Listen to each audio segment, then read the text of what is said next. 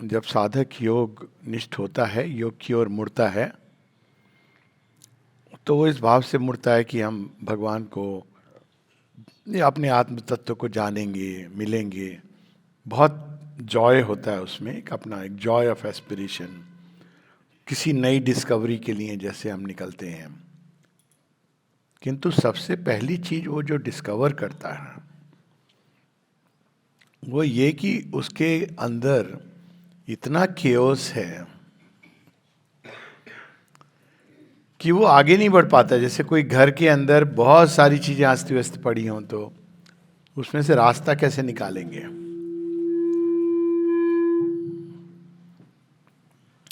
साधारण जीवन में हमें दूसरों की जीवन में केओस दिखता है,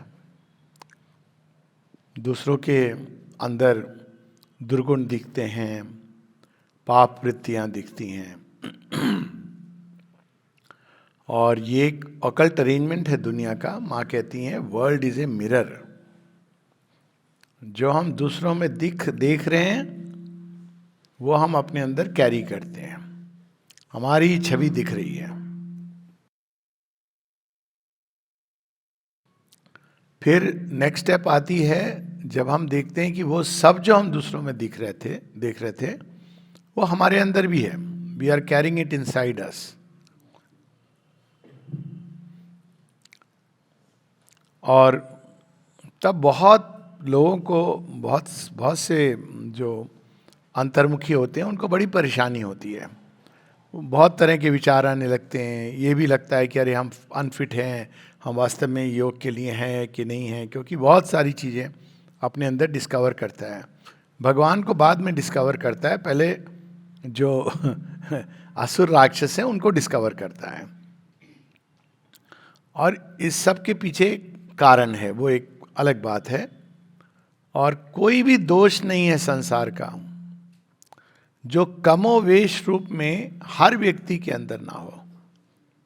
ये सुनने से बहुत अजीब लगता है, लेकिन अगर कोई सत्य निष्ठा से देखिए कोई भी ऐसा दोष नहीं है। उसकी बस डिग्री आपको चेंज होगी, कहीं वो अभिव्यक्त दिखता है और कहीं वो छिपा हुआ है। बस जैसे भगवान कहीं पर दिख रहा है, कहीं छिपा हुआ है, वैसे ही दोष कहीं दिख रहे हैं, कहीं छिपे हुए हैं। इसके बारे में बहुत कुछ कई लोगों ने लिखा है। अब कबीरदास जी ने ऐसे लिखा कि बुरा जो देखन में चला, मुझसे बुरा न कोई। It is so true.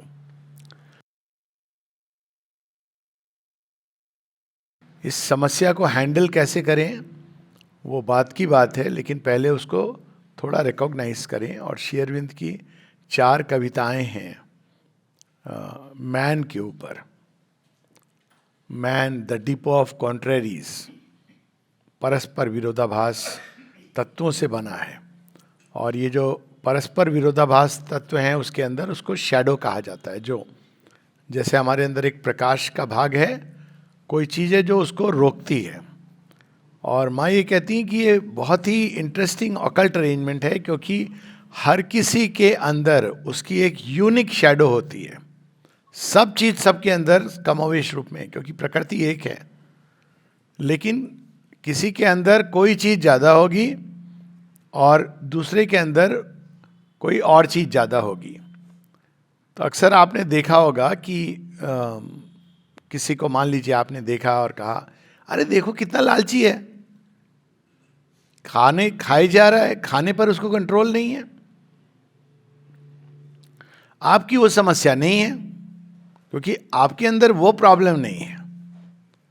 अपने अंदर देखोगे तो वो दूसरे प्रकार की भूख प्रकट होगी। वो भावनात्मक भूख हो सकती है, वो धन की भूख हो सकती है, कोई भी चीज हो सकती है। तो बस ये है कि हम अपने अंदर अपना नहीं देखते, दूसरे का देखते हैं। दूसरा भी हमारे अंदर देख रहा है, वो ये नहीं देख रहा कि मुझे खाने का बड़ा लालच है। वो दूसरे के अंदर ये देख रहा है कि देखो इनको बोलने का तौर तरीका दे, इनको क्रोध बड़ा आता है,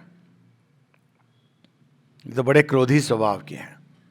और जो क्रोधी स्वभाव का है वो तो ये कह रहा है कि क्रोध आना मेरा नेचुरल है, लेकिन दूसरे के अंदर उसको उसका लालच दिख रहा है। तो ये जो अरेंजमेंट है वो इसलिए है क्योंकि इस संसार का जो बेस है वो इनकॉन्शियंट से निकला है और वो आसानी से जाने नहीं देता है, ऊपर की ओर उठने नहीं देता है। इसका बड़ा इंटरेस्टिंग वर्णन है सावित्री में।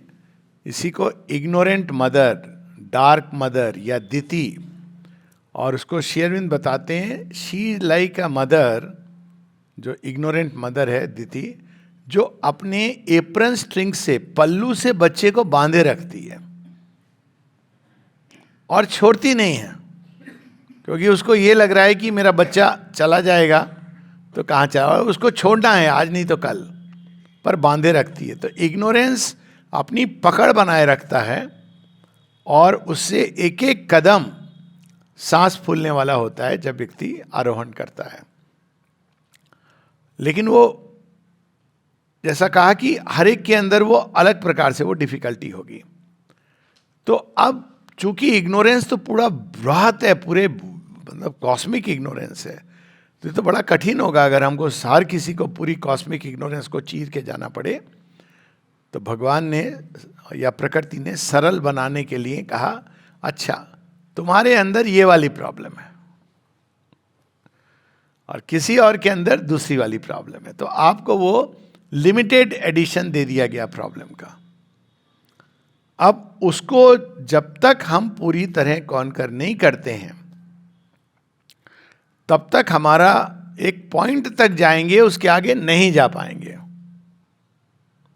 ये बहुत इंटरेस्टिंग अरेंजमेंट है। जब डिस्कवर करता है व्यक्ति अपने अंदर, शुरू में बड़ी परेशानी होती कि अरे ये क्या है मेरे अंदर भी, लेकिन वही वो अगर एक बार इसको समझ जाएं तो बहुत इंटरेस्टिंग होता है। क्यों?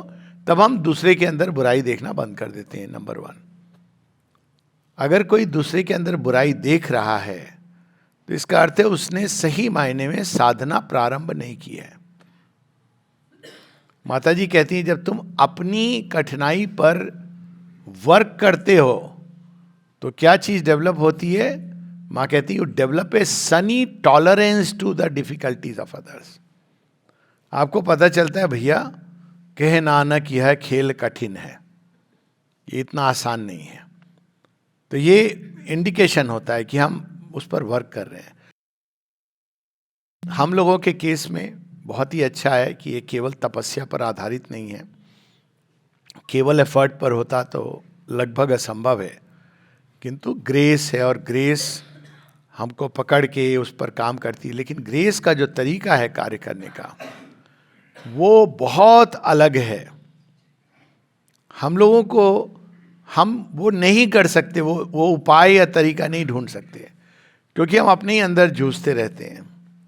और ग्रेस क्या करती, कभी कभी बाहर से एक घटना सामने ले आएगी और उस घटना को आप तब तक रिजॉल्व नहीं कर पाओगे जब तक आपने अपने अंदर उस पॉइंट को नहीं टच करके करेक्ट किया। और ये इस हद तक जाता है, मैंने इसकी स्टडी भी किया, अपने अंदर ही की है, कि अगर आपकी बाहर की कोई परिस्थिति है जो बदल नहीं रही है और आप उससे परेशान हो रहे हैं, तो आप देखो आपके अंदर वो कौन सी चीज़ें जो उससे कॉरेस्पॉन्डिंग है। आप इसको बदलोगे माँ की कृपा से, वो ऐसे गायब होती है बाहर की, सब कुछ वही है लेकिन वो चीज़ गायब हो गई। जैसे एक ताश का पत्ता होता है ना, कोलैप्स करता है, इल्यूजन, मैजिक, इसका वर्णन है सावित्री में, फॉल्सहुड में जब गिरने के बाद कि as if a magic illusion is undone, कि सच में ऐसा था, उसकी जगह बिल्कुल कोई और चीज़ आ जाती, क्योंकि ये कॉरेस्पॉन्डिंग वाइब्रेशंस अवेकन करते हैं।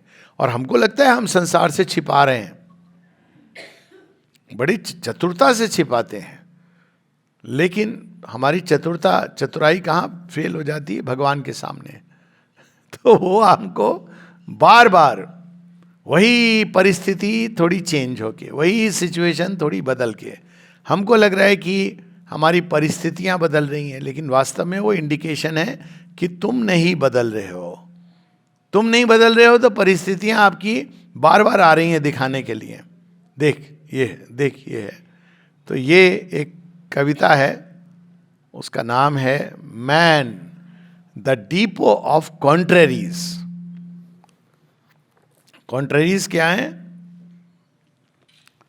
इसमें तो खैर मैं पेज नहीं बताऊंगा। Man the depot of countries, depot आता है DESPOT, पर प्रोनाउंसिएशन उसका डिपो होगा। डेस्पॉट अगर आप उसको लिटरल वो करना चाहते हैं। Man the depot of contraries, ये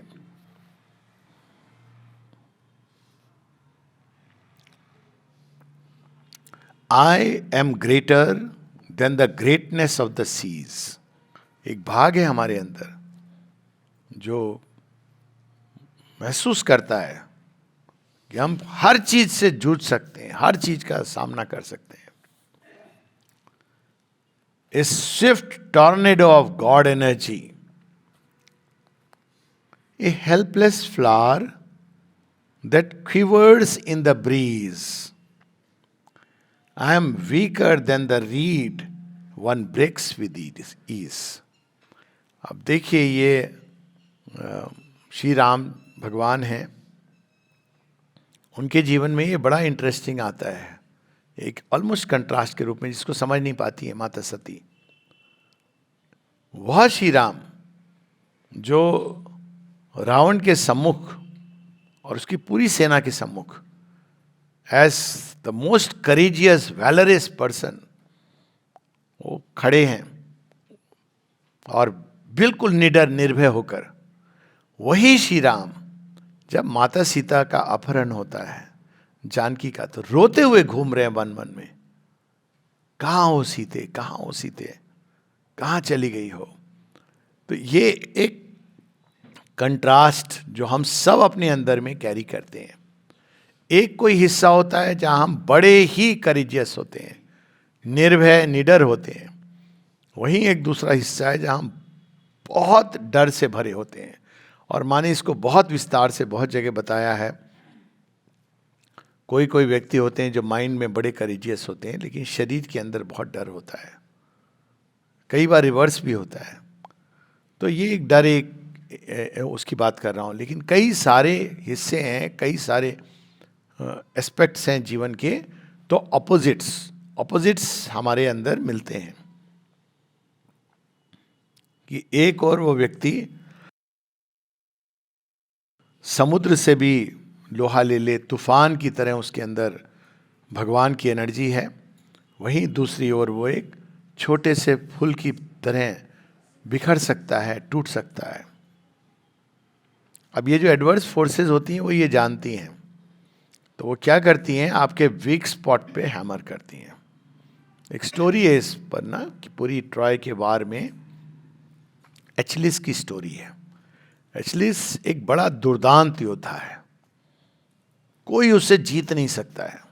उसको दिखाया, पोर्ट्रे किया है कि he is a killing machine. मतलब जो आप देखते हो ना कमांडो, वन मैन आर्मी, ये सब पीछे छूट जाएंगे, किलिंग मशीन है।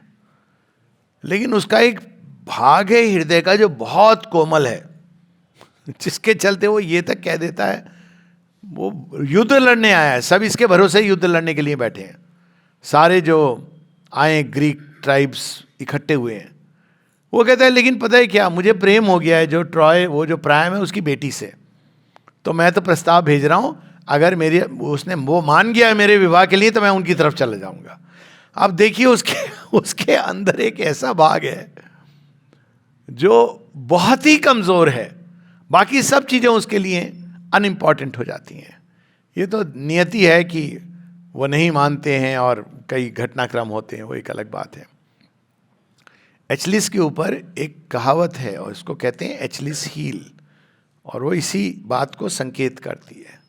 तो जब वो जन्म लेता है तो उसकी माँ कहती है कि माँ उसकी देवी है, तो कहती है कि मैं अपने इस बच्चे को पानी में डुबो दूंगी, इस पानी से निकलेगा तो वज्र जैसा देह हो जाएगा। ये है ना, देखिए दुर्योधन की कहानी, सेम चीज। दुर्योधन की जंगा बड़ी कमजोर रह गई, क्यों? सारी उसकी समस्या वही थी, योद्धा था, सब था, लेकिन वो कामनाओं से और महत्वाकांक्षाओं से भरा हुआ था। तो एचलिस को डिप करके जब बाहर निकालती हैं तो सारा शरीर उसका अद्भुत हो जाता है, देव तुल्य हो जाता है। लेकिन उसका कमजोर पॉइंट क्या है? हील। जहां उसने डुबो करके निकाला है तो पकड़ना पड़ा। तो एचलिस के बारे में कहा जाता है कि जब वो भागता था तो उसके जैसा कोई नहीं भाग सकता था। आप फिल्म भी देखी होगी ट्रॉय, इतनी तेज भागता था कि मतलब he is known for his running, लेकिन वही एचलेस उसकी हील उसका वीक स्पॉट है।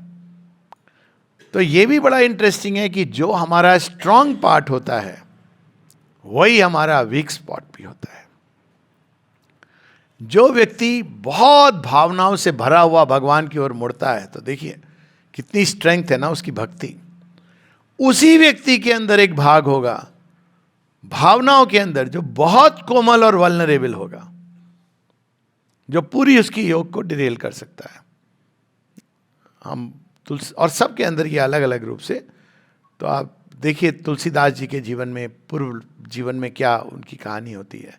बहुत भक्त थे, मंदिर में पुजारी और बस पूजा अर्चना करना, लेकिन अंतिम 5 वर्षों में उनको जीवन के प्रेम हो गया। एक गणिका थी जो आती जाती थी, बहुत प्रेम हो गया। तो इतना प्रेम हो गया कि वो बस उसी के बारे में सोचते रहते थे, उसी के बारे में सोचते रहते थे।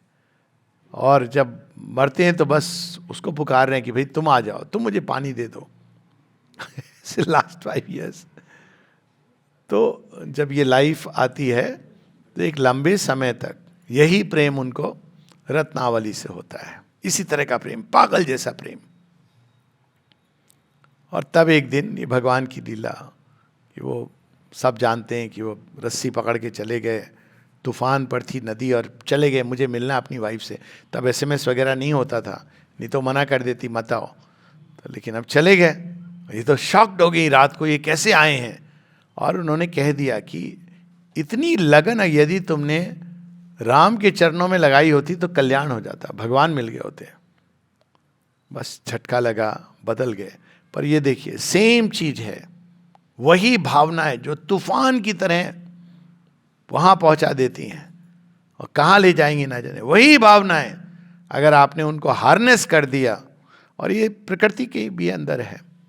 आप किसी भी ऊर्जा को कैसे करते हैं, हार्नेस करते हैं। वही ऊर्जा जो आपको डुबो सकती है, वही ऊर्जा आपको प्रकाश दे सकती है, जीवन दे सकती है। तो ये एक अपने अंदर सेल्फ स्टडी करनी चाहिए। जो स्ट्रांग पॉइंट है वही वीक स्पॉट है। जिसका मन बहुत डेवलप्ड है, जो उस चीज को रिसीव कर सकता है भगवान के प्रकाश को, उस मन में ही डाउट का एक पार्ट रहता है जो बीज की तरह उसको लंबे समय तक वो डाउट उसको पीछे पकड़ करके रखेगा। तो ये श्री अरविंद हमारा परिचय हम सबको करा रहे हैं। I harbour all the wisdom of the wise in my nature of stupendous ignorance. सब पता है, पूरी सब किताबें पढ़ ली, स्कॉलरली नॉलेज हो गई, लेक्चर दे दिए, किताबें लिख ली, लेकिन स्टुपेंडस इग्नोरेंस, पोथी पढ़ी पढ़ी जगमुआ, वो वाली सिचुएशन है। और शेरविंद इसका संकेत देते हैं सिंथेसिस ऑफ योग में, किताबें पढ़ना अच्छी बात है, एक प्रिपरेशन होता है माइंड का, लेकिन हमको ये भूल नहीं करनी चाहिए कि अगर हमने इंटेलेक्चुअली सब पढ़ लिया, सब समझ गया, तो हम इटर्नल को जान गए, नहीं। और कई बार चूंकि व्यक्ति बहुत पढ़ लेता है, बहुत जान लेता है, और आसपास बहुत लोग होते हैं कुदाल लेके खड़े हुए जो उसके लिए गड्ढा खोदते रहते हैं, आप बड़े ज्ञानी हैं, आप बड़े ज्ञानी हैं, आप बड़े पंडित हैं, आपने ये भी पढ़ लिया, वो भी पढ़ लिया। तो अगर उसने मान लिया तो गड्ढे तो खुदे हुए हैं, गिरेगा। उसका इंटेलेक्चुअल प्राइड ही उसको ले डूबता है। उसको ये नहीं समझ आता है कि मुझे विनम्र कितना होना है, बिना विनम्रता के ज्ञान नहीं आता। और मैं ऐसे लोगों को जानता हूं जिनको बड़ी समस्या होती थी, अभी भी हैं, आप आश्रम में भी जाएंगे तो आपको मिलेंगे ऐसे लोग हैं जो बहुत उन्होंने इंटेलेक्चुअली डेवलप हैं और काफ़ी पढ़ा भी है, श्री अरविंद को एक पकड़ भी है। वो उन लोगों का मजाक उड़ाते हैं, किनका, जो बड़े सरल हृदय से, जैसे उड़ीसा से लोग आ गए या आपके MP के लोग आ गए, बड़े सरल हृदय से चले गए, तो वो ये तो ऐसे ही हैं, हम हैं। और वो एक पॉइंट पे रुके हुए हैं, वो नहीं देख पा रहे हैं कि वो एक पॉइंट पे रुक गए, उनके इस इंटेलेक्चुअल प्राइड ने रोक रखा है। क्योंकि वो आपको वही इंटेलेक्ट जो आपके लिए एक बहुत बड़ा साधन बन सकता है भगवान की सत्य को प्रकट करने। शेर इनको देखिए, क्या इंटेलेक्ट है, मतलब जिसको कहते हैं हद, सभी हदों के पार, लेकिन वो देखिए कितने विनम्र हैं। और फिर वो इंटेलेक्ट जब माध्यम बनता है तो अद्भुत माध्यम बनता है। तो उसी पॉइंट पर जहाँ हमारी स्ट्रेंथ है, वहीं पर हमारी एक कमजोर कड़ी है। ये बहुत जगहों पर आता है। द्रोणाचार्य की कमजोर कड़ी क्या है? द्रोणाचार्य की कमजोर कड़ी उसका बेटा है, उसको ब्रह्मास्त्र दे दिया, जो गुरु को कभी करना नहीं चाहिए। तो श्री कृष्ण जानते हैं कि इसकी कमजोर कड़ी ये है। कर्ण की स्ट्रेंथ क्या है? दानवीर है। कर्ण की कमजोरी क्या है? दानवीरता है। भीष्म की स्ट्रेंथ क्या है? प्रतिज्ञा। और भीष्म की कमजोरी क्या है? प्रतिज्ञा है।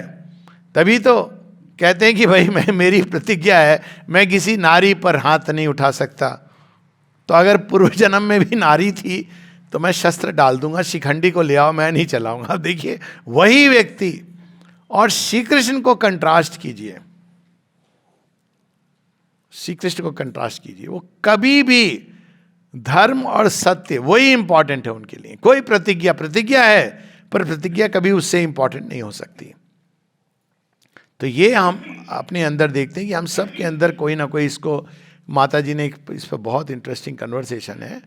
कहती हैं हर एक का अपना एक सिबोलिथ होता है। एक कहते हैं ना, जो एक गंदी सी जगह जहाँ आपने चीज़ों को डाल रखा है, तो हम उसको नहीं देखते हैं, और उसका एक कन्वर्सेशन है। माँ ने लिखा है क्लिंग टू ट्रूथ, आपने देखा होगा ना, वो लिखा है जब जाते हैं श्री अरविंद के कक्ष के, और जब वापस आते हैं तो भी।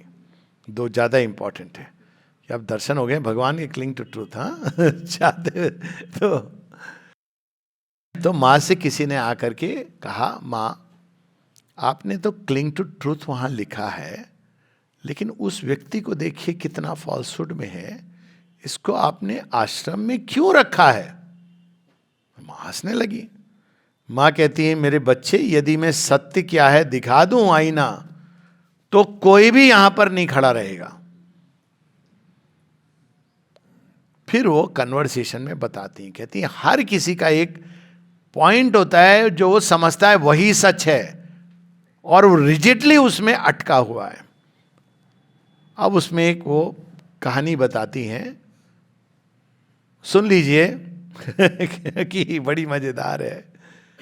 माता जी से वर्ल्ड वेजिटेरियन कांग्रेस वालों ने पूछा कि हमको वर्ल्ड वेजिटेरियन कांग्रेस के लिए मैसेज चाहिए। माँ ने कुछ नहीं कहा। 2 महीने बाद शिष्य ने याद दिलाया, माँ चुप रही। 3 महीने बाद फिर माँ वो पूछ रहे हैं। माँ कहती है, हाँ अब मैं कुछ दे दूंगी, लेकिन उस समय यदि मैं देती तो वो सब फ्लैट हो जाते। माँ क्या देने वाली थी? स्टॉप मेकिंग फस। अब बहुत कई बार लोग पूछते हैं आश्रम में, फॉर इंस्टेंस कॉर्नर हाउस में, अब एक्स सर्विस तो हमारे उसमें भी होती है। ये नहीं कि माँ कह रही है कि नहीं आप चिकन खाओ, ये खाओ, ये नहीं कह रही है माँ, लेकिन लोग पूछते हैं कि फला फला। अब आश्रम में दोनों प्रकार के थे। हमारे प्रणब दा थे, वो खाते थे चिकन। तो किसी ने एक बार मुझसे पूछा कि ऐसा क्यों है? तो मैंने कहा आपकी पूर्व धारणाएं तोड़ने के लिए है। तो उन्होंने कहा नहीं, इसका मेरे से क्या मतलब? मैंने कहा बिल्कुल मतलब है, आपकी पूर्व धारणा है कि जो ये खा रहा है वो भगवान को नहीं प्राप्त कर सकता। Is it true? अगर आप जाएं अपने इतिहास में, it's not true. Again vegetarianism is very good, माता जी ने इसके बारे में कहा है, लेकिन ये जो पूर्व धारणा होती है हमारी, जिसके कारण अभिमान डेवलप होता है कि मैं तो भाई सबसे बेस्ट हूं। क्यों? भारतवर्ष में मैं ड्रिंक नहीं करता, मैं स्मोक नहीं करता, मैं चिकन नहीं खाता, तो मैं तो ऑलरेडी योगी हो गया, है ना? ये इस तरह की पूर्व धारणा है। तो वो वीक स्पॉट। फिर माँ कहती हैं कोई है जो बिल्कुल स्ट्रिक्टली अकेला, साधक से आपका वो आता है ना, सफेद कपड़े पहन करके जा रहा है, आजू बाजू कोई नहीं देखता, नहीं कहीं स्माइल नहीं करता, मुंह झुका के जा रहा है, ऐसे एक आइडिया आता है ना। माँ कहती हैं ऐसा व्यक्ति अगर देखता है किसी का कोई मित्र बन गया है आश्रम में, मित्र मतलब एक पुरुष और स्त्री, तो कहता है ये देखो ये गिर गया, ये बर्बाद हो गया। मां कहती है उसको कुछ भी नहीं मालूम है कि ये योग क्या है। और इस तरह से वो धीरे धीरे बताती हैं कि ये सारी जो हमारी पूर्व धारणाएं हैं, जो सारे हमारे स्टक पॉइंट्स हैं, जहां वो हमारा वीक स्पॉट है, अगर हम जाएं, कई बार लोगों को ये नहीं समझ आता था कि माँ ने लिपस्टिक क्यों लगाई हुई है, माँ ने अच्छी सी साड़ी क्यों पहनी है। इसीलिए लोगों को समस्या होती है क्योंकि माँ तो अनंत रूपणी है, they cannot understand mother. Shri Aurobindo लगते हैं, हमारी जो इमेज है ना योगी की, उसमें फिट होते हैं। बैठे हैं योगी राज, धोती पहनी है ना, सबको लगता है भाई ये तो योगी राज है, देख के ही लगता है। वह माँ जिनको श्री अरविंद स्वयं कह रहे हैं कि मेरी साधना यदि रुकी हुई थी, किसी ने कहा उनकी साधना रुकी, कहते हैं हाँ, माँ के आने के पहले एक पॉइंट पर जाकर रुकी हुई थी, माँ के आने के बाद 10 वर्षों का काम 1 वर्ष में हो गया। माँ को देखते हैं और माँ को देख करके श्री अरविंद क्या कहते हैं, शी इज बॉर्न फ्री। इनके जैसा तो समर्पण किसी का नहीं। टेक्निकली उस समय मां के 2 विवाह हो चुके थे। अब देखिए ये हमारे जो स्पॉट्स होते हैं, और ये बड़ा इंटरेस्टिंग होता है, हम स्ट्रगल करते हैं उसके, क्योंकि हमारे अंदर हमने एक बहुत सारे ऐसे बहुत है ब्लाइंड स्पॉट्स जिसको रखे हुए हैं संजो करके, जिसको हम नहीं छोड़ सकते। और योग इज अल्टीमेट फ्रीडम। तो फ्रीडम वो वाली नहीं, नीचे वाली हायर फ्रीडम। तो माँ से किसी ने पूछा, माँ अब तो हम और कंफ्यूज हो गए, पहले तो ये ठीक था, ये सच है, ये झूठ है, तो हम कैसे जाने कि सच क्या है। तो माँ कहती बहुत सिंपल है। वो एक ही जगह जहाँ माँ धर्म शब्द को प्रयोग करती हैं, कहती हैं एक ही शब्द है जो इसको समुचित रूप से एक्सप्लेन करता है, वो है धर्म, इंडियन वर्ड है। कहती यदि तुम्हारे अंदर सत्य को जानने की अभिप्सा है तो तुम्हारे हृदय में वो प्रकट होगा, उसको डिफाइन मत करो। उसको तुम डिफाइन करोगे तो खो दोगे। अब देखिए कैसे वही व्यक्ति जो इंटेलेक्चुअल किताबें लिख रहा है, वो स्कीम बना के दिखा रहा है, यहाँ ओवर माइंड है, यहाँ हुआ है कई बार वार्तालाप, वहाँ सुपर माइंड है, ये ओवर माइंड है, फिर इल्यूमिन माइंड है, इंट्यूटिव माइंड है, illumined mind, higher mind, normal mind, करते करते वहाँ तक। तो उन्हें मुझसे पूछा कि आपका इसके बारे में, मैंने कहा तो आपने सब उल्टा पुल्टा कर दिया, 2 डायमेंशन में कैसे होगा। मैंने कहा सुपर माइंड सर्वत्र है, इनकॉन्शियंट में भी छिपा है। तो भगवत गीता कहती है ना, he is seated in the heart of all creatures. यही चीज सुपरामेंटल के बारे में कहते हैं। अब देखिए आपने 2 डायमेंशन में बड़ी क्लैरिटी के साथ, यही आपकी समस्या हो गई, क्योंकि अब आपको क्या लग रहा है, आप इतना ऊपर चढ़ के जाओगे, हे भगवान हमसे नहीं होगा। प्रॉब्लम क्या है? प्रॉब्लम आपकी अंडरस्टैंडिंग में है, क्योंकि आपको ये गुमान है कि मुझे बहुत अच्छी मेरी अंडरस्टैंडिंग है, मैंने पढ़ लिया है, सारा मैप डायग्राम सब बना लिए हैं।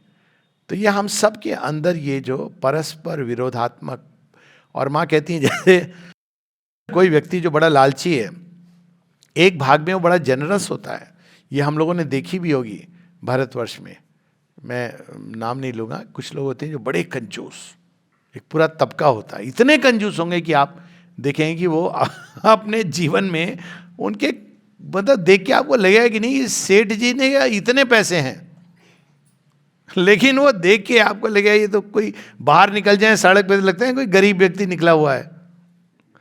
लेकिन वो जब एक पर्टिकुलर उसमें जब दान देंगे तो बिल्कुल बिना सोचे हुए दान दे देंगे। वही एक भाग जो बहुत ही आपका लालची है, पर लालची नहीं कहा है उसको श्री अरविंद ने, उन्होंने कहा they are very meticulous about money. इसको एक गुड क्वालिटी बताया कि वो बहुत ही धन को ना, वो ऐसे नहीं कि थ्रो कर दिया, लेकिन वो एक लिमिट के बियॉन्ड चले जाते हैं। पर वही जब कोई ऐसा कार्यक्रम, तो अचानक वो एक भाग है जिसमें बहुत जेनरसली देंगे। आप देखिए यहाँ ज़्यादातर मंदिरों में आप देखेंगे, On a flame of righteousness I fix my eyes, while I wallow in sweet sin, and join hell's dance. इसका उदाहरण तो हम सब लोग जानते हैं, बुरके में जो घूमते हैं, राइटियसनेस, फ्लेम ऑफ राइटियसनेस। और अगर आप अरब वर्ल्ड की हकीकत देखेंगे, केवल हरम की बात नहीं है, इस हद तक जाते हैं क्योंकि सऊदी अरेबिया में कुछ ऐसी चीजें जो आप नहीं कर सकते हैं क्योंकि आप हराम है, आप करोगे तो आपको हाँ कत्लेआम हो जाएगा। तो क्या करते हैं, पैसे तो बहुत हैं, गाड़ी में जाते हैं, बॉर्डर क्रॉस करते हैं यूरोप या कहीं जहां ये अलाउड है, उसके बाद क्या बुर्का और क्या सिख की दाढ़ी, स्वीट्स। और ये देखिए जो पत्थर मार के ये सब जो कहानियां हैं, ये इसको इंडिकेट करती है कि पहला पत्थर वो मारे जिसने कभी कोई हृदय के अंदर कोई पाप ना किया हो। नौलनी दायक जी के लिखते हैं कि सब लोग चेस्टिटी की बात करते हैं, चेस्टिटी बहुत पवित्रता, एक सेक्सुअल प्योरिटी या इस तरह एक पत्नी व्रत। कहते हैं अगर मनुष्य के मन के एटमॉस्फेयर को कोई पढ़ लेना तो कहेगा कोई भी नहीं है चेस्ट। अब देखिए कितनी ये अद्भुत बात है कि वही व्यक्ति जो बड़ा राइटियस है, और वो बाहर बहुत राइटियस होगा, क्यों? क्योंकि वो अपने पाप को छिपाना चाहता है। कैसे? ये दिखा के कि देखो ऐसा किया उसने, ऐसा किया। और यही चीज हम महर्षि अरविंद के और ऑफ कोर्स अवतारों के जीवन में देखते हैं। गौतम, नारी, अहिल्या, तारी, ये सारी चीजें ये इस ट्रुथ को इंडिकेट करती है कि आप जो बहुत ज्यादा किसी एक चीज को दूसरों में ब्लेम कर रहे हो, ढूंढ रहे हो, उसको पनिश करने की बात कर रहे हो, आपके अंदर वो बड़ी वृहत मात्रा में छिपी हुई है और आप उससे जूझ रहे हो, नहीं जूझ पा रहे हो तो बाहर में उसको आप। तो यहां पर on a flame of righteousness I fix my eyes while I wallow in sweet sin and join hell's dance। तो अब इसमें एक छोटा सा एक हो कि अगर कोई पूछे कि कौन सा ऐसा झूठ है जो सबसे अधिक बोला जाता है,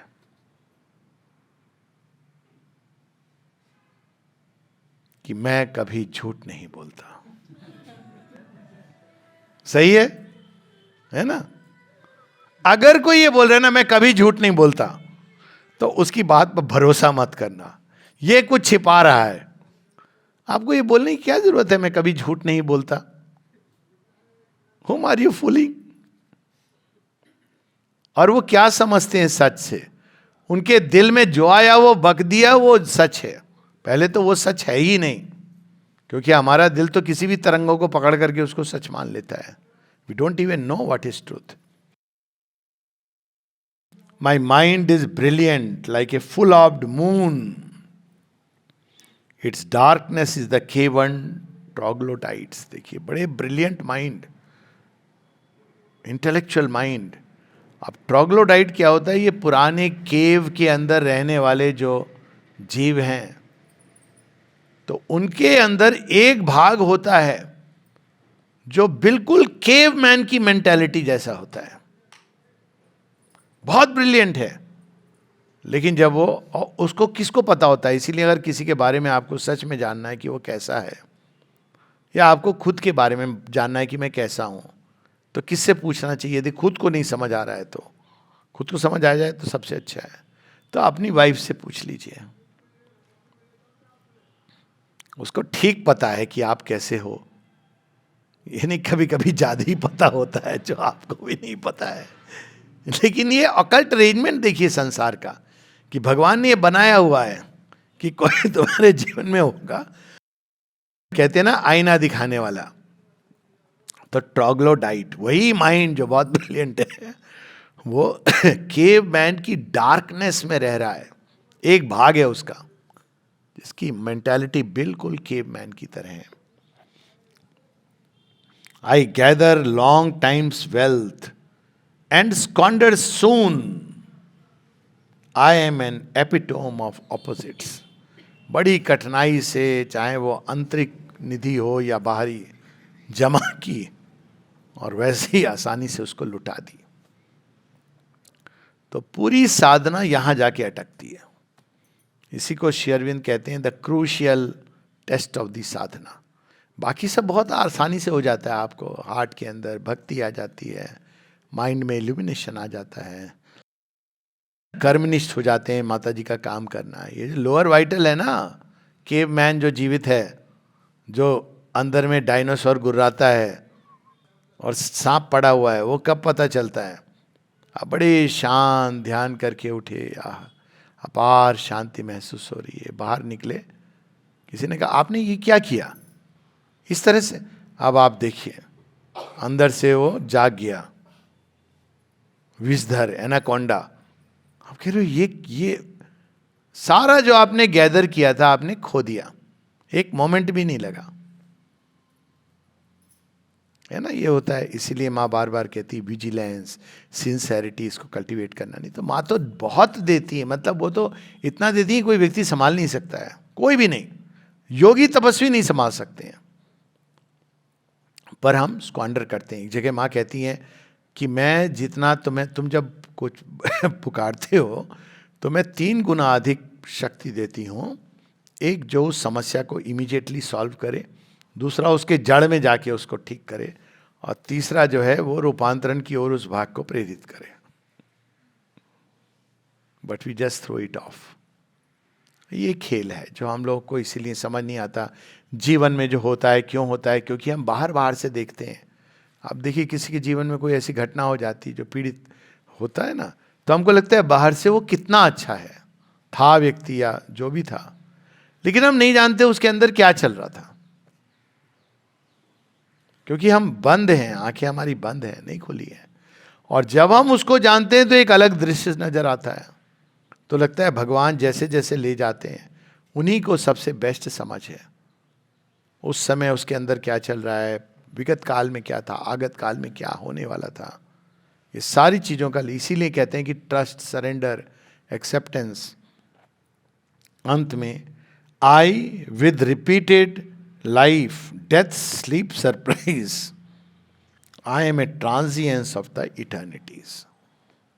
तो ऐसे हमारे अंदर बार बार कहते हैं मृत होता है, अब ये उसका अल्टीमेट ले गया, लेकिन मनुष्य के ही अंदर एक अमृतत्व का भाग है, अंश है, इसीलिए वो हर चीज में अमृतत्व ढूंढता है, जानते हुए भी कि मृत्यु है वो उसको नहीं मानता है। ये किम आश्चर्यम का डीपर सेंस है।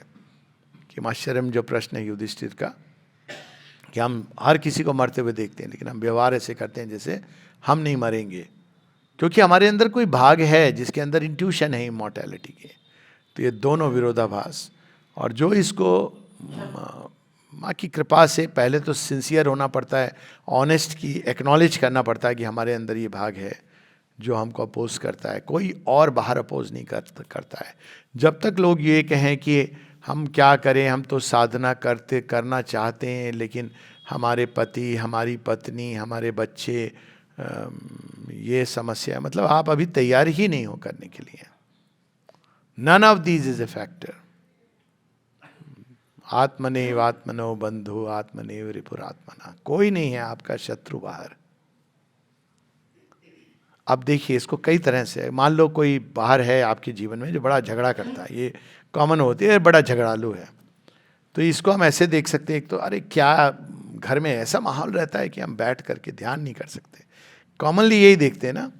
दूसरा पक्ष देखिए, साधना में कहा गया है कि भगवान सबके अंदर है, क्या मैं इसमें भगवान देख सकता हूं? आप देखिए, जिस दिन आप उसमें भगवान देख लेंगे आपको बाकी दुनिया में भगवान देखने की जरूरत नहीं रहेगी, वो ऑटोमेटिकली आप देखेंगे। जिस दिन आप उस झगड़े के पीछे प्रेम देख लेंगे, उस घृणा के पीछे प्रेम देख लेंगे, उस क्रुएल्टी के पीछे प्रेम देख लेंगे, तो आपको फिर विश्व प्रेम अपने आप, वो यही अकल्ट अरेंजमेंट है कि आप उस भाग को केवल कर लीजिए। पूरे दुनिया में जाके सबके अंदर आपको मैं प्रेम ढूंढूंगा, भगवान ढूंढूंगा, इसकी आवश्यकता नहीं है। उस पार्ट को कि आप उस झगड़े से क्रोधित हो रहे हैं और आप ये सोच रहे हैं कि मेरे जीवन में एक ही बाधा है, भगवान या तो ये चली जाए या मैं चला जाऊं, यही प्रॉब्लम है जो आपको आगे नहीं बढ़ने दे रही है। अगर हम ये देखें कि इसके अंदर भी भगवान है, तो आप देखिए क्या होगा। धीरे धीरे आपका वो जो भाग है ना जो रिएक्ट करता है, वो करुणा में बदलेगा, फिर वो प्रेम में बदलेगा, फिर वो व्यक्ति बदलेगा। फिर आप देखोगे कि इसके बाद हर किसी के अंदर आपको प्रेम, क्योंकि वो अल्टीमेट चैलेंज आपने कॉन्कर कर लिया। तो ये हमारा अरेंजमेंट है, ऑकल्ट अरेंजमेंट जीवन का, जिसका संकेत इसमें है। और यही अंतर होता है जीव कोटि और ईश्वर कोटि के व्यक्ति में। जो मार्क्ड होते हैं ना साधना के लिए, देव कोटि के व्यक्ति, वो हर घटना को एक अलग ढंग से वो देखते हैं, और जो दूसरे होते हैं वो बेस्ट में भी वर्स्ट को ढूंढ लेते हैं। तो ये इसी को रिलेटेड और भी हैं, लेकिन अब हम लोग, और मनुष्य का काम ही एक पोयम है, मैन द मीडिएटर। ओके, उसको थोड़ा सा, मनुष्य का काम ही है वो ब्रिज बनना, किसके, जहां उसके पांव धसे हुए हैं इनकॉन्शियंट में, और जहां उसका शीश उठता हुआ जा रहा है वो है सुपर कॉन्शियंट। उसका ब्रिज बनना यही उसका काम है। माँ कहती है यही उसका मुख्य काम है, टू बिकम द ब्रिज। और हम भूल जाते हैं, हम इस परेशान होते हैं कि हमारे पांव धसे हुए हैं। आप उतारिए, उसी भूमि पर खड़े खड़े आप सत्य को उतार सकते हैं। तो this is the challenge, man the mediator.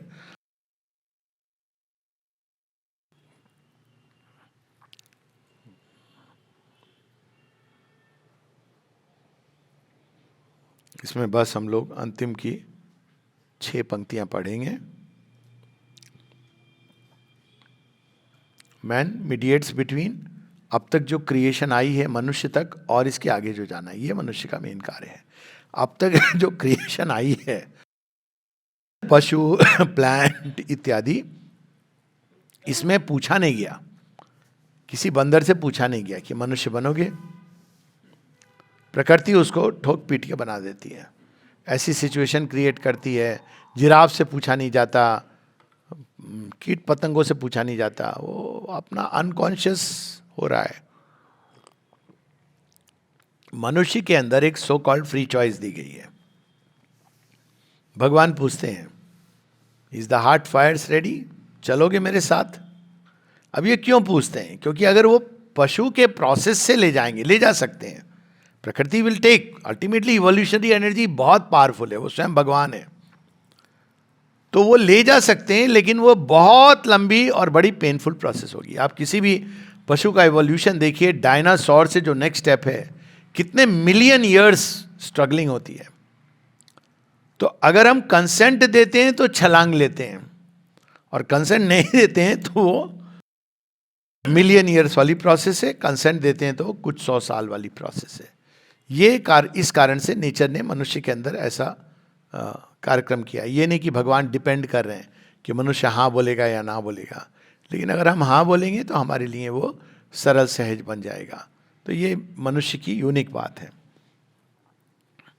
Man the mediator, a dumb inconscient drove life stumbling maze, a night of all things packed and infinite, it made our consciousness a torch that plays between the abyss and the supernal light. अंधकार से प्रारंभ होती यात्रा, और उसने मेज बनाई हुई है। आप ऐसे नहीं कर सकते कि एकदम निकले साधना के लिए और 1 साल में आपने सब रियलाइज कर लिया, ये पॉसिबल नहीं है। भगवान हमको धीमी आंच पर पकाते हैं, टेस्टी लगनी चाहिए ना रोटी, ऐसे नहीं कि बस डाल दिया भट्टी में और निकल के आ गया। इट टेक्स टाइम, क्योंकि हर चीज अच्छी बननी चाहिए, एक एक पार्ट सुंदर होना चाहिए, पर्टिकुलरली इन दिस योग। तो इनकॉन्शियंट आपको नहीं जाने देगा, वो कहेगा रुको रुको रुको। एडवर्स फोर्सेस का काम ही है, वो आपको बताती रहेंगे, नहीं नहीं 1 मिनट, ये वाला दाग नहीं ठीक हुआ। फिर आप कह रहे हैं अच्छा चलो साहब, मैं लग रहा हूँ ना साधु बच्चा, जा रहे हैं, अरे रुको, पीछे तो तुमने देखे नहीं है, पूरी की पूरी तुम्हारी कमीज काली है, बहुत धूल मिट्टी है, तुम तो आगे ही साफ करते रहे। ऐसा भी है क्या? अब आप शर्ट खोलिए, तो माँ कहती है ऐसे हो गई नहीं, आप शर्ट बदल दीजिए। She says reversal, change the consciousness. आप एक एक धाग नहीं धो सकते हो, फट जाएगा वो कपड़ा। चेंज द कॉन्शियसनेस, ये तब उपाय बताती है माँ, कि कि don't wash one by one, change the chadar. That's how mother explains. Our mind was framed a lens of segment sight. Mind क्या देख पाता है? एक हिस्से को, बाकी नहीं देख पाता. और वो सब कुछ जज करता है केवल उसके आधार पर कि ऐसा क्यों हुआ, और भगवान तक को जज कर बैठता है, इसके साथ ऐसा क्यों हुआ. क्यों? क्योंकि वो आप एक पार्ट को देख रहे हैं और बहुत ही बाहरी पार्ट को. भगवान के पास सारा लेखा जोखा है. अगर वो दिखाने लगेंगे तो हम बहुत जल्दी कहेंगे अच्छा okay okay I have understood, because we won't like to see. इसीलिए कहा गया है have faith, have trust, surrender. वो सत्य की जो पूरी हिस्ट्री ज्योग्राफी है उनके पास है. तो and reason a small hard theodolite measuring unreally the measureless ways. किसके मेजरलेस वेज हैं? स्पिरिट के. वो मेजर करती है. हम लोग कई बार बोलते हैं भगवान ने तुम्हारे जीवन में ऐसा किया जिससे तुम ये सीखो. नहीं भैया, एक किसी को तो स्कूल मास्टर मत रहने दो. भगवान ने तुम्हें ऐसी कठोर वो दी, सजा दी ताकि तुम्हें सीख सको. अब बोलो, आजकल टीचर भी ऐसा करें तो बच्चे कह देंगे कि धारा ये लागू हो जाएगी आपके ऊपर. भगवान को हम बना रहे कि वो सजा दे रहे हैं क्या? ताकि तुम ये सीखो. ऐसे नहीं ऑपरेटिंग सिस्टम है भगवान का. वो बड़े प्यार से ले जाते हैं, आपको पता भी नहीं चलता कि आप कैसे कैसे सीखते चले जा रहे हैं. लर्निंग है. आप देखिए इनबिल्ट है लाइफ के अंदर, इजंट इट? हो गए होंगे ना 50 के ऊपर, तो कुछ लोग होंगे शायद कुछ 60 के ऊपर हों. आप देखिए कैसे सीखे. आपने इसे प्रश्न करके सीखे ना, कुछ तो सीखे. हम ये तो कह सकते हैं ना थोड़ा बहुत सीखे, थोड़ी विजडम आई. वही जो इतना क्रोध आता था, इनटॉलरेंट होते थे, जब वही दादाजी बन जाते हैं तो क्या करते हैं? अपने बेटे को कहते बेटा इतना गुस्सा मत कर, बच्चा है ना, ग्रो हो जाएगा, तू भी ऐसे ही था. तो बच्चा कहेगा पर पापा आपने तो मुझे ये सब नहीं ट्रीट किया, आप तो बड़े गुस्सा होते थे मेरे ऊपर. हाँ बेटा, अब मैं सीख गया हूं ना, उम्र हो गई. तो ये अब ये लर्निंग कैसे होती है? क्योंकि हमारे अंदर एक अंतर्यामी बैठे हैं. वो ऐसे नहीं करते सीख, ये मेंटल वे लेसन सीखा, ऐसे नहीं. वो लाइफ की लर्निंग है. वो धीरे धीरे कोई चीजें जो आत्मसात करती बढ़ती. जब आप स्माइल करने लगो हर चीज के ऊपर, हर बात में, हर अवस्था में, मतलब अब आप मैच्योर हो गए. मेरा मैच्योरिटी का साइन यही है. ये नहीं कि कितना उनको प्रैक्टिकल. अगर आप स्माइल कर सकते हो हर अवस्था में, मतलब आपको वो ज्ञान आ गया जो ज्ञान आपको शांत और प्रफुल्लित कर दे हर सिचुएशन में. ये नहीं कि आप जबरदस्ती स्माइल करने लगो, वाइफ गुस्सा हो रही है और आप स्माइल करने लगो, हाँ मैं समझ रहा हूं, तो गुस्सा आप भड़का दोगे. तो ये भी सीखना है कि कहाँ स्माइल नहीं करना है, पर मन ही मन स्माइल कर रहे हो कि ठीक है, शांत हो जाएगी. प्यार है इसके पीछे. होता है ना, शुरू में नहीं समझ आता है, और ये जब अगर आप पेशेंट हो ना तब समझ आता है. आजकल के बच्चे ये बात नहीं जानते हैं क्योंकि कोई उनको सिखाता नहीं है. वो फट से काट डालो, तोड़ डालो. They don't understand. ये आपको दूसरे में भी फेस करना पड़ेगा. You have to face it again. हम लोग ऐसे करते करते करते, ये तो ऐसे ही हैं, इनका क्या है ना. जब थोड़ी उम्र हो जाती है हस्बैंड वाइफ की तो ऐसे ही बोलते ना, अरे ये तो ऐसे ही हैं, इनकी बात. और यंग एज में लगता है अरे ये कैसे हैं. सही बोल रहा हूं ना. ये इनबिल्ट है. ये ज्ञान आता है, इससे हम अंधकार से प्रकाश की ओर जाते हैं. Yet is the dark inconscient whence came all the self same power that shines on high unwon. Our night shall be a sky purpureal. Our torch transmute to a vast Godhead sun. Torch क्या है? Mind की. थोड़ा एक कदम नहीं दिख रहा है, वो क्या बन जाएगा? सूर्य में. परप्यूरियल क्या होता है? पर्पल हमेशा रॉयल वर्ड. अभी जो है अंधकार जो है वो स्काई परप्यूरियल, एक रॉयल ब्लू का जो स्काई है, मतलब रॉयल्टी का लक्षण है, राजा का लक्षण है. वही अपने राज्यम समृद्धम को प्राप्त कर देगा.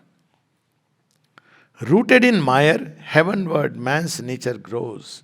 His soul the dim bud of God's flaming rose.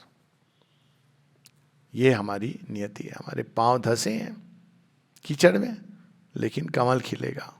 कहाँ खिलेगा? कीचड़ में. ये दोनों, ये लगता है विरोधात्मक, लेकिन दिस द प्रोसेस. किसी का खिल गया, उसका भी होने वाला है. सबका खिलेगा कमल. ओके. सो अब लेकिन जो देव कोटि के जीव हैं, उनका एक छोटा सा बड़ी सुंदर श्री अरविंद की एक सीरीज ऑफ पोएम्स हैं, the meditations of Mandavya.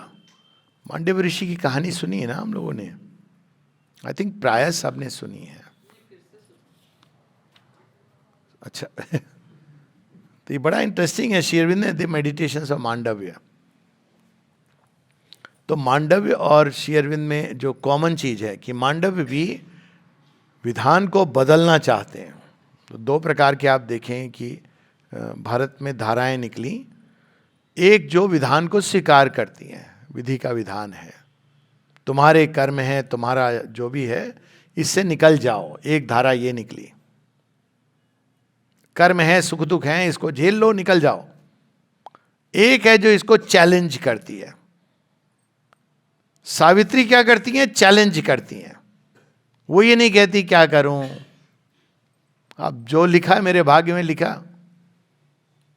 Shri Ram challenge करते हैं. वो ये नहीं कहते हैं अच्छा ले गया रावण, ऐसे ही कुछ होगा, भगवान का विधान ऐसे ही कुछ होगा. जंगल में तो मैं हुई, पिता ने मुझे निकाल दिया, राज्य से निष्कासित हूं, आई भी चली गई, पता करूं पास में कौन सा सन्यास का आश्रम है, वहां जाके मैं भी स्वामी रामानंद लिख लूं. ऐसा नहीं करते हैं. भाग्य का चैलेंज स्वीकार करते हैं, भाग्य बदल ले. श्री कृष्ण भी यही करते हैं. आप देखिए ये एवोल्यूशनरी धारा है. वो अर्जुन को नहीं कहते कि देख अर्जुन, अब फेंका था तूने ढाई तेरे भैया ने, उनकी मति भ्रम जो भी हुई, हार गए, मान ले, अब क्या करूं. अब तेरे तो तू याचना ही कर सकता था, याचना की, दुर्योधन मना कर रहा है. अच्छी बात है, सन्यास ग्रहण कर ले, तेरे भाग्य में सन्यास ही लिखा है. नहीं कहते हैं, भाग्य का चैलेंज लेते हैं. और वैसी परंपरा में हम देखते हैं कि मांडव ऋषि आते हैं. और भी कई हैं. तो उनके जीवन में एक घटना होती है कि एक राजभवन से चोर गहने चोरी करके भाग रहा होता है, पीछे पीछे सैनिक भाग रहे होते हैं. तो वो देखते हैं ऋषि कुटिया के बाहर ध्यान मग्न है, वहीं पर ये पकड़ लेंगे, वो छिपा देता है कुटिया के अंदर, और आगे भाग जाता है, निकल जाता है कि बाद में आके ले लूंगा, ये ऋषि मुनि तो दे देंगे मुझे आराम से. सैनिक पीछे आते हैं तो देखते हैं कि कुटिया के अंदर उनको डाउट होता है, देखते हैं कि यहाँ तो गहने हैं, तो मांडव ऋषि को उठा के ले जाते हैं कि जहाँ मिला वही चोर. तो जब ले जाते हैं तो राजा को कहते हैं कि हमने चोर को पकड़ लिया जो गहने लेके गया था. राजा भोग विलास के मूड में था, उसने कहा डाल दो सूली के ऊपर. तो पनिशमेंट क्या था? बेड ऑफ नेल्स पे रात को डाल दिया जाता था. अब सोचिए पूरी रात कोई अगर कांटों के बिस्तर पे, अनलेस वो कोई सन्यासी है, या वो तो नहीं बच सकता, उसके चांस बहुत कम है बचने के, या इतना क्षत विक्षत हो जाएगा. तो डाल दिया. सुबह में जब वो उसके कि भाई ये मृत होगा या लहूलुहान होगा, लेने गए, देखा वो तो आराम से बैठे हुए शांत मेडिटेशन में. घबरा गई ये, भागे भागे राजा के पास. राजा क्या हुआ? वहां डाल दिया. अच्छा तो क्या हुआ? नहीं वो तो जिंदा है, वो तो कोई फर्क नहीं पड़ा उसको. राजा है देखने की, कौन है? मांडव ऋषि पहचाना, कहा क्षमा करिए, हमसे भूल हो गई. तो मांडव ऋषि कहते हैं तुम हो कौन कि तुमसे भूल हो गई? क्या भूल हो गई तुमसे? नहीं मैं ही वो राजा हूं जो जिसने आपको पनिशमेंट दिया. कहता अच्छा तुम्हारी इतनी भी साथ कि मुझे पनिशमेंट दे डालो, तुम हो कौन? रास्ते से हटो मेरे.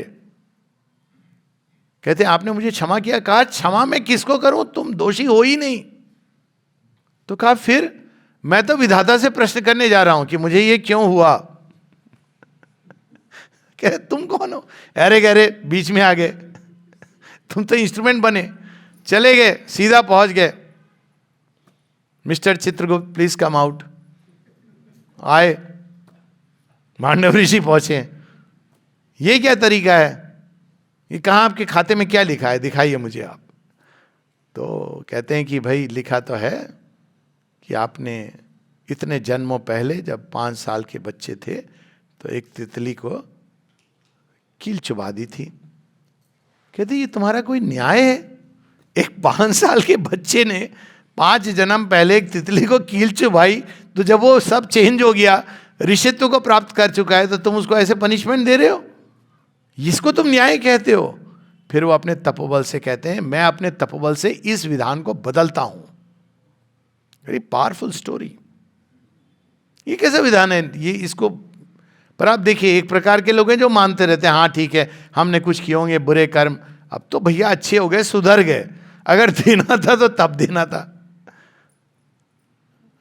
आपने कभी चोरी की लेकिन अब तो आप बड़े दाता बन गए, बड़े ऑनेस्ट, इनकम टैक्स सब भर रहे हो, तो ये अब आपके जीवन में ही आ गया। अजीब सा नहीं लगता है भाई? तब आप पकड़ लेते, चलो समझ आया कि उसी जन्म में एक बल्ब जलता कि तुमने ऐसा किया, हे मनुष्य पापी तुझे मैं सजा दे रहा हूं, दड़ा एक कोई बिजली चमकती और आपको कुछ हो जाता, तो आप स्वीकार, ये क्या विधान है? तो ये मांडव ऋषि उनमें से हैं जो इवोल्यूशनरी उसमें विश्वास करते थे। ऐसे और भी ऐसे योगी हुए विश्वामित्र के साथ भी। तो some of these great yogis they try to change the ways of destiny. और क्यों? क्योंकि देखिए ये चूंकि इसकी बात हो रही है, डेस्टिनी के बारे में 2 प्रकार की मान्यताएं हैं। एक तो सब भगवान करते हैं, जो करते हैं अच्छा करते हैं, यही सुनते हैं ना।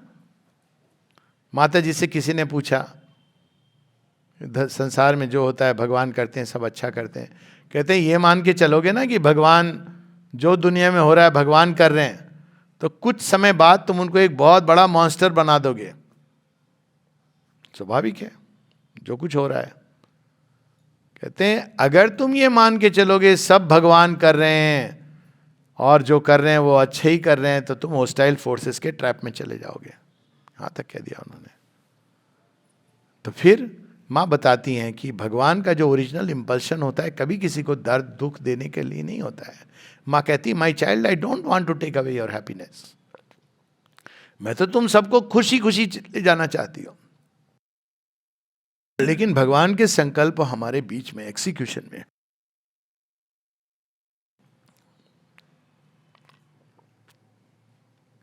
बहुत सारी शक्तियां हैं जो कार्य करती हैं। वो कैसे कार्य करती हैं? मान लीजिए किसी राजा ने बुला के कहा वो देखो जो कर्मचारी है ना, मैं आ रहा था देखा वो ठीक से काम नहीं करता, जरा उसको समझा देना। अब इसने दूसरे को बोला, नेक्स्ट इंचार्ज, अरे जरा उसको समझा दियो। तो उसने कहा अरे उसको अच्छे से डांट लगाना। चौथे को बोला, कहा ये तुम्हारे कर्मचारी हैं, जरा थप्पड़ मार के सिखाओ। 5वें तक पहुंचा, कहा तू जॉब छोड़ दे, राजा तुझसे बड़ा नाराज है क्योंकि तू काम ठीक से नहीं कर रहा। देखिए राजा का और यहां पर तो ये जो न्याय है, यम के विधान, 2 प्रकार के जो लॉज होते हैं, एक सूर्य का सत्य धर्माय दृष्टि और दूसरा यम का, उसी की छाया है यम। तो यम का विधान क्या है? ये यम रिस्ट्रेनर। यम ये नहीं देखता है कि आप अच्छे हो बुरे हो, फ्लैट, आपका टाइम आ गया, मेरे खाते में लिखा है, बस कोई रोना धोना नहीं, कुछ देर रहोगे ठीक हो जाओगे। वो कुछ ये सब इसलिए कहते हैं जब आप भगवान की शरण में जाते हो तो क्या होता है, एक दूसरा विधान एक्टिवेट हो जाता है आपके सिस्टम में, जो इसको इरेज करने लगता है, चेंज करने लगता है। पर वो सच्ची शरण वो ऐसे नहीं है कि भाई हम मानने लगे, you have to really be शरणागति, और वो चेंज प्रारंभ हो जाता है। It's a process, long process. तो मेडिटेशंस ऑफ मांडव्य। अब देखिए हम सब कहते हैं हम भगवान से प्रेम करते हैं, भगवान से छोड़ो मनुष्यों से प्रेम करते हैं। प्रेम क्या होता है, किसको बोलते हैं प्रेम? श्री अरविंद सिखा रहे हैं हम लोगों को, प्रेम सिखा रहे हैं। What is love? O joy of ye one, the meditations of Mandavya 1। O joy of gaining all the soul's desire, जो कुछ आपके चाहते थे वो मिल गया, इससे बड़ा भी कोई खुशी हो सकती है? इससे बड़ी? O stranger joy of the defeat and loss. माता जी इसको बताती हैं, बुद्धिज्म में तो इसकी प्रैक्टिस की जाती है। वो कहती हैं वो जब एक थिएटर में देखने गई प्रोग्राम, वो उनका अपना अनुभव है लेकिन वो ऐसे बताती नहीं है, उनके दो अनुभव हैं इससे मिलते जुलते। तो बैठी हैं और वो नोटिस करती हैं, क्योंकि माँ लंबी थी ना, जो पीछे बैठे थे वो ठीक से देख नहीं पा रहे थे। तो माँ कहती हैं वो थोड़ा सा ऐसे हो गई, सरक गई। अब वो नहीं देख पा रही थी लेकिन जो पीछे था वो देख पा रहा था। माँ कहती उस दिन मैंने इतना जॉय, वो अपना नहीं, वो कहती उस महिला ने, बार बार वो कहती उस महिला ने इतना जॉय एक्सपीरियंस किया। टिकट देके गई हैं, नहीं देख रही हैं, किसी और को देखने दिया। एक और है, उन्हीं की कहानी है, वो भी वो कहती नहीं है कि मेरी कहानी है, लेकिन ये सर्वविदित है कि उनकी कहानी है। एक प्ले है उनका टुवर्ड्स द फ्यूचर। तो उसमें विवाहित हैं, उनका जो हस्बैंड है वो पेंटर है, जो वस्तुतः भी सही था, ये भी कलाकृति करती हैं। तो वो टुवर्ड द फ्यूचर, वो उसका नाम दिया है माने टुवर्ड द फ्यूचर, कि हमेशा हमको भविष्य की ओर जाना चाहिए। पास्ट को हम ग्रज लेके बैठे रहते ना। तो वो जब एक दिन उनको ज्ञात होता है कि उनका जो पेंटर पति है वो पास में एक महिला है जो क्लियर वॉइंट है, जो थोड़ी जान लेती है कि कुछ उसके अंदर कुछ क्षमताएं हैं, कैपेसिटीज हैं, और दोनों का प्रेम हो गया है। तो एक दिन जब ये जो उनकी वाइफ है, जो माँ का रोल है, वो जब आती हैं घर तो देखती हैं दोनों थोड़े मतलब अजीब सी इंटीमेट पोजीशन में हैं, और देखते ही वो थोड़ा अलग होने की चेष्टा करते हैं। तो माँ जब देखती हैं, अब देखिए नॉर्मल प्रतिक्रिया क्या होगी आपकी, वो एक अलग बात है। माँ देखती हैं, मुस्कुराती हैं, कहती नहीं मैं समझ रही हूँ, एक्चुअली जो हो रहा है ना वो उचित हो रहा है, क्योंकि ये सच है कि तुम्हारे लिए यही सबसे सही है। मतलब वो जो महिला है, और दोनों का हाथ एक दूसरे के हाथ में देती हैं, फिर कहती हैं बस इतना ध्यान रखना कि एकदम पशु जैसा जीवन मत जीना। तो अब ये ना कि उनको कहीं ये लगे कि हमने इसको दुखी किया, मुक्त कर रही हैं उससे भी। कहती मेरी चिंता मत करो, मैं जानती हूं कि मुझे ये फ्रेमवर्क में कभी सेटिस्फैक्शन, जॉय नहीं मिलता, मेरा लक्ष्य तो भगवान है। तो मुझे भी भगवान ने आज मुक्त कर दिया, और मुझे पता है कि कोई भी मानव प्रेम मेरी प्यास को तो नहीं बुझा सकता है। तो मैं चली उधर। रियल लाइफ स्टोरी है माँ की। तो अब देखिए कि ये वही घटना, उसको देखने का तरीका देखिए। तो वहां पर क्या है, लॉस है, डिफीट है।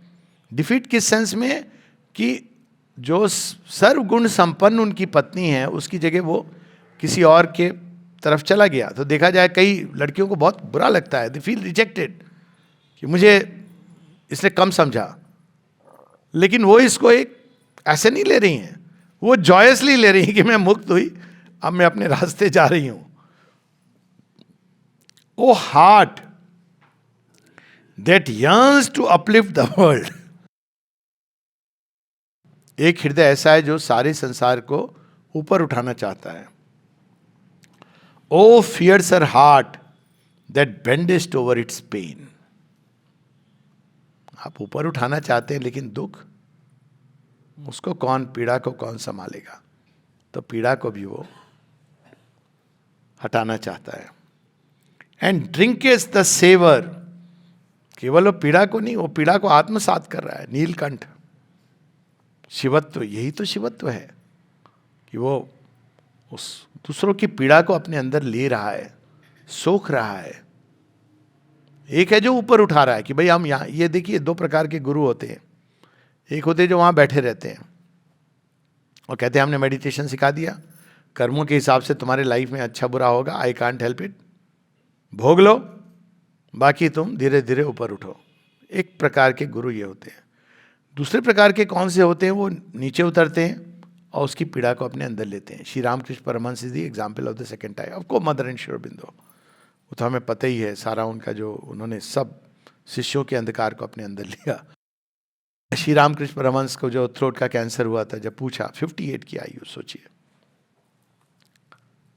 तो उन्होंने कहा था, और श्री अरविंद से एक किसी प्रश्न किया कि यंग एज में, तो वो कहते हैं तुमने पढ़ा नहीं है उन्होंने क्या लिखा है, कि वो जो डिसाइपल्स हैं उनके पापों को उन्होंने अपने अंदर लिया था। तो एक होते हैं जो ऊपर आपको प्रेरित करते हैं, भाई मैं यहां पर हूं,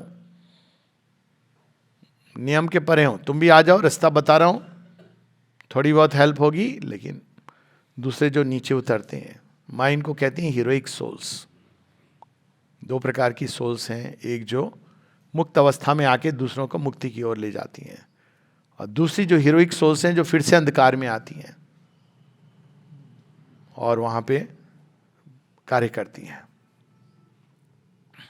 and drink is the saviour, I will love thee, O love. अब यहां love with a capital L, मैं प्रेम का पुजारी हूं। प्रेम सर्वत्र विद्यमान है, वो प्रेम के देवता या जो भी कहें आप, O love, I will love thee O love, naked और वेल्ड और ड्रेडफुली डिस्गाइज्ड। ड्रेडफुली डिस्गाइज्ड प्रेम कौन सा है? महाकाली का। कैसा प्रेम है? आके वो ये नहीं, माँ क्या खाएगा, बच्चे क्या लेगा, वो तो आके कहती हैं खून देगा, शीश देगा। अगर मान गए आप तो आपका एक झटके में कल्याण, एक साथ ईगो का पूरा वो, तभी तो वो स्विफ्टली ले जाती हैं। वो माँ है, डिवाइन लव की इंटेंसिटी है। और दूसरा महालक्ष्मी का प्रेम है, आपकी वीकनेसेस को बेयर करती हैं, टेंडर टच देती हैं धीरे धीरे। तीसरा महासरस्वती का प्रेम है, पेशेंटली आपको एक ही चीज सिखा रही हैं। चौथा महेश्वरी का प्रेम है, करुणा, प्रकाश, देखो इस तरह। पर महाकाली का प्रेम, वो ये सब नहीं करती हैं, वो सीधा कहती हैं शीश, रक्त। आप यस और नो ऑप्शन नहीं है ज्यादा। And there she goes. तो वहां वो कह रहे हैं, ओ लव, नेकेड और वेल्ड और dreadfully disguised, not only when thou flatterest my heart but when thou tearest it. क्या प्रेम है ये! सबको पसंद है ना, आसपास वो प्रशंसक रहें। भगवान का प्लान बड़ा अद्भुत है, कोई ना कोई ऐसा होगा जो निंदक नियरे राखिए करेगा, और उसको आप नहीं हटा सकते।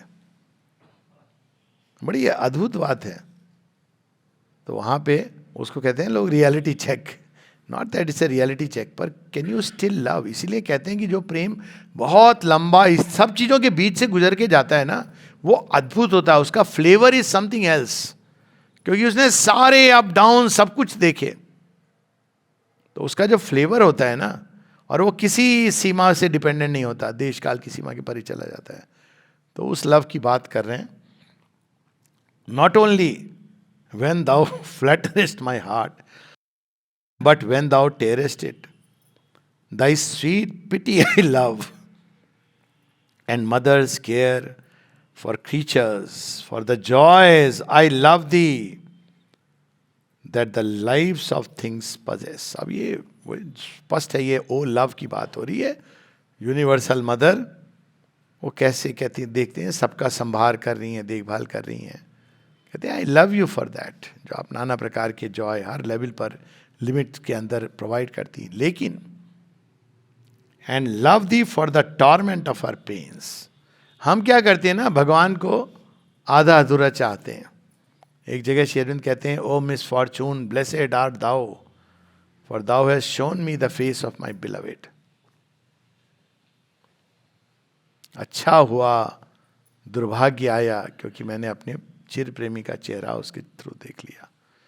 एक जगह और कहते हैं कि जब सर फिलिप सिडनी ने देखा एक फांसी पर कोई जा रहा था, तो कहते हैं भगवान की कृपा है कि मैं नहीं हूं। तो श्री अरविंद कहते हैं ज्यादा करेक्ट होता यदि वो स्वयं भी जा रहे होते फांसी पर और कहते भगवान की कृपा है कि मैं फांसी पर जा रहा हूं। एक जगह और लिखते हैं कि प्रोविडेंस केवल वो नहीं है, भगवान की कृपा। जब एक नाव डूब गई, सब डूब गए, मैं बच गया, बड़ी कृपा हो गई। प्रोविडेंस वो भी है कि सब बच गए और मैं डूब गया। देखिए, उसमें जो प्यार करे वो प्रेम है। वरना तो भक्ति सब करते हैं, भक्ति है ढोल मंजीरा पीट लो, थोड़ी देर गाना बजाना कर लो, लेकिन इसको कहते हैं भक्ति। ये साइकिक भक्ति है, इट्स रियली साइकिक भक्ति, अहेतुकी, unconditional. And love thee for the torment of her pains, nor cry as some against thy will, not say thou art not.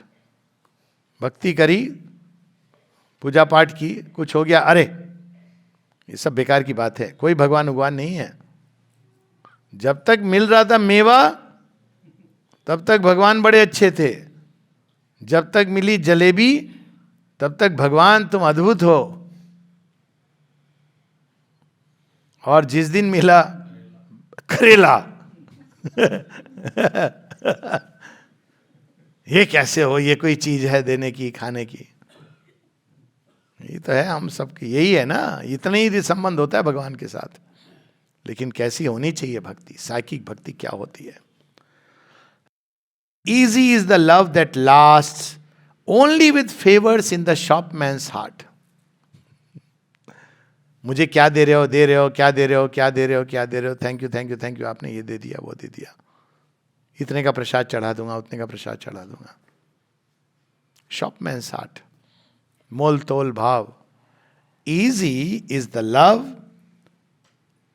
that lasts only with favors in the shopman heart, who tortured takes and gives the love, who tortured takes and gives the kiss he loves.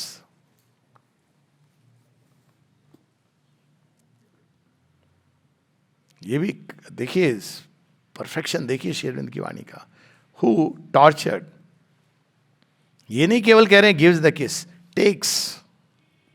अब जब गुस्सा होते हैं, नहीं मुझे नहीं चाहिए, स्वीकार कर रहा है और दे भी रहा है। प्रेम तो उसको आता है। पढ़ने के बाद लगता है कि आगे से कभी ये कहना कि मैं तुमसे प्रेम करता हूं, ये ना ही कहा जाए तो अच्छा है। इसीलिए कहा है हिंदी में किसी ने कि प्यार और व्यापार में यही अंतर है। प्यार तो प्यार होता है, अच्छा बुरा ये सब जहां कैलकुलेशन घुसा वहां व्यापार होता है। देखिए कितनी सुंदर है। एक और हम लोग क्विकली पढ़ लेंगे, छोटी सी है, देन वी विल ब्रेक।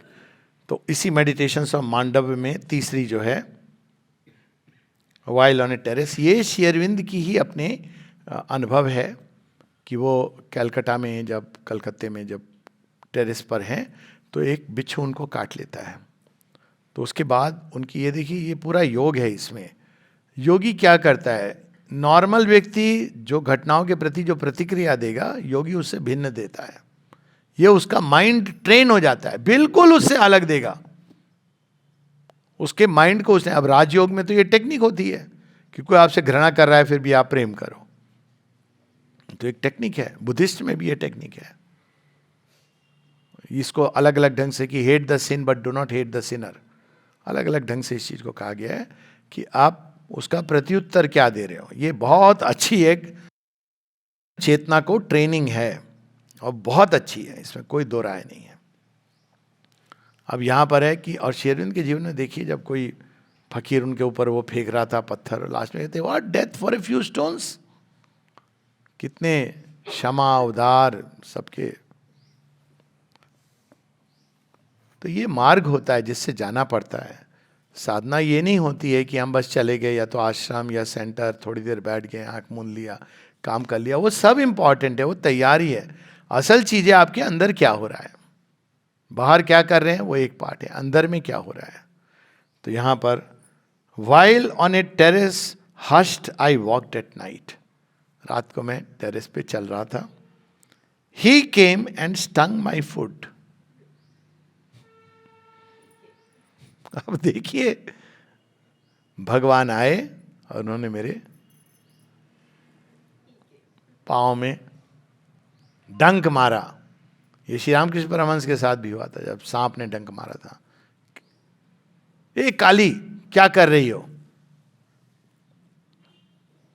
फिर ध्यान मग्न हो गए। श्री अरविंद के जीवन में एक स्कॉर्पियन बाइट करता है उनको, बिच्छू। He came and stung my foot, my soul surprised rejoiced in lover's contact. कि इतना प्यार अचानक आके इस तरह से बिना कुछ बताए मेरा चुंबन ले लिया, वो भी चरणों का। कुछ तो कहा होता। तो my soul surprised at my lover's contact, क्योंकि वो उस अवस्था में है उस समय। अरे मेरे प्रेमी को क्या सूझी, मेरे पांव को उसने चूम लिया और इतनी तीव्रता से काट लिया, लगता है प्यार प्यार में। अब देखिए, my soul surprise but the mind, अब माइंड आ गया, thought of a scorpion and was snared by forms. देखना क्या चाहिए, भगवान, लेकिन माइंड आता है, माइंड कहता है लेकिन ये तो बिच्छू है। तो स्नेयर ऑफ फॉर्म क्या होता है, अब वो दिव्य को छिपा देता है। ये भगवान नहीं है, ये बिच्छू है। माइंड की तो यही सीमा है, रूप ही उसकी सीमा है, बाहर की दृष्टि यही है उसकी। Still my soul remembered its delight, denying mind and midst the body's pain I laughed contented। ये देखिए साधना का एक प्रोसेस बता दिया कि एक और आपका माइंड हैबिचुअल कंडीशन रिस्पॉन्स दे रहा है कि बिच्छू है, बिच्छू है तो माइंड के अंदर पेन आपको होना चाहिए। ये कंडीशन एक्चुअल कंडीशन, इसको आप इवन विदाउट गॉड में विश्वास आप इसको रिवर्स कर सकते हैं। ये वो एक अलग प्रोसेस है। बुद्धिस्ट नहीं मानते भगवान में, पर वो आपकी पेन को बेयर करने की कैपेसिटी बढ़ा सकते हैं, उसी पेन में आपको जॉय फील कर सकते हैं, ये सब भगवान। लेकिन यहाँ देखिए, अंदाज देखिए, भगवान आए, उन्होंने स्पर्श किया, थोड़ा लगता है चोटी काट ली भगवान ने, ठिठोली करते हुए मुझसे। माइंड ने कहा रे भगवान ने नहीं काटी ये चोटी, देख बिच्छू है। तो मुझे दर्द होने लगा। फिर मेरी सोल ने माइंड को हटाया, तो परे हट, अज्ञान में रह रहा है। और वापस मैंने अपनी सोल की बात सुनी, और एक और दर्द था, दूसरी ओर मुझे आनंद महसूस हो रहा था। ये वो अनुभव है ना, तेरी तलवार के नीचे में नच्छियां करके छैया। ये सब रियल एक्सपीरियंसेस है। और ये हो रहा है कि ये नहीं कि पेन नहीं हो रहा है, हो रहा है, वो एक उसमें हो रहा है, और दूसरे में अंदर में आपकी सोल रिजॉइस कर रही है। सब कुछ तुम हो, सब कुछ तुम हो, तुम्हारे ही कॉन्टैक्ट है। While on a terrace hushed, I walked at night. He came and stung my foot. My soul surprised, rejoiced in lovers' contact. But the mind thought of a scorpion and was snared by forms. Still my soul remembered its delight. Denying mind and midst the body's pain, I laughed contented. ठीक है, we'll stop here.